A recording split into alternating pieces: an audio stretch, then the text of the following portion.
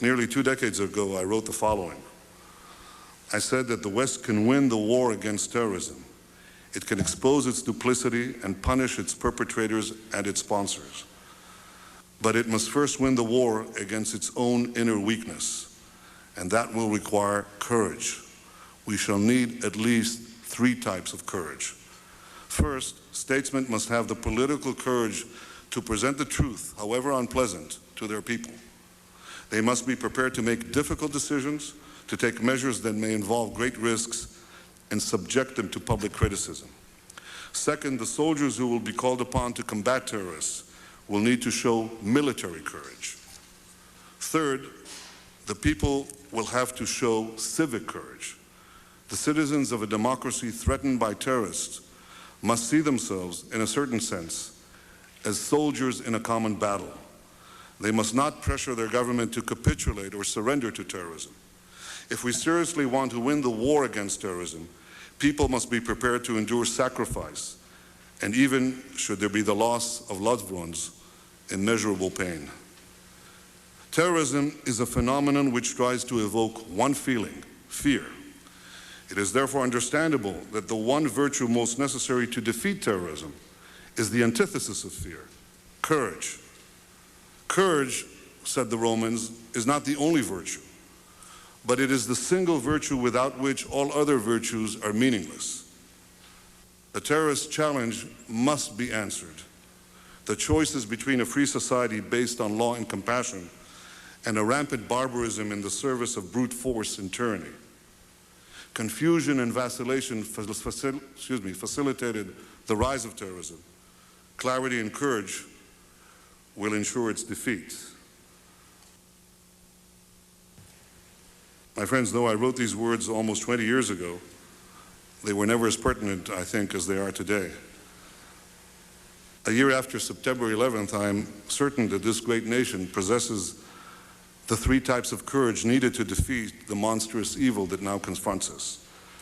President Bush has shown courage by boldly charting a course to victory. The American military is once again prepared to shoulder the burden of defending the enemies of freedom. And most of all, the American people have summoned the necessary courage to fight back and to win. For me, that courage was most poignantly manifested last year on Flight 93, because right there in the eye of the storm, ordinary citizens displayed extraordinary heroism and rose to thwart the murderous designs of the terrorists. They thereby saved an untold number of lives, including perhaps the lives of some people in this very room. It is, I believe, that same civic courage that has been displayed this past year in the willingness of Americans to rally behind their government to wage war on terror. I recognize this courage, ladies and gentlemen, because I see it on the faces of my countrymen every day. Every day, millions of Israelis who have been subjected to an unprecedented campaign of terror have stood and stand firmly behind our government in the war against Palestinian terror. We have not crumbled, we have not run, we have stood our ground and fought back. You see, the terrorists and the tyrants of the world, they always get it wrong. They were wrong about Churchill's England, they are woefully wrong about Israel, and they are wrong, dead wrong, about America. And I think they simply don't have the means to understand the power of freedom. They think that by bombing our free societies, we will collapse. They see our free debate as debilitating. They would see a hearing of this kind, the questions that are raised here, as a sign of weakness. They don't understand it's a sign of enormous strength.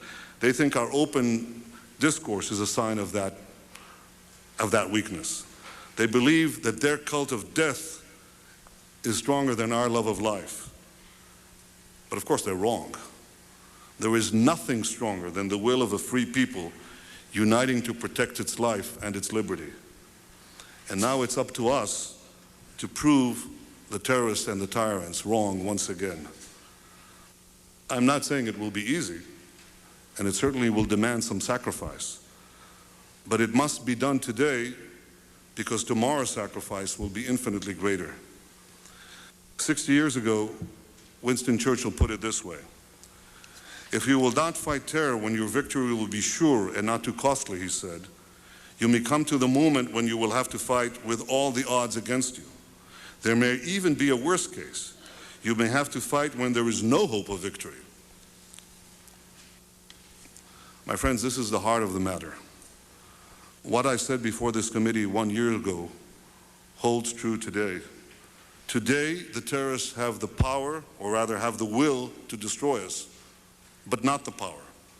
Today, we have the power to destroy them. Now, we must summon the will to do so. Thank you, Mr. Chairman. Thank you all.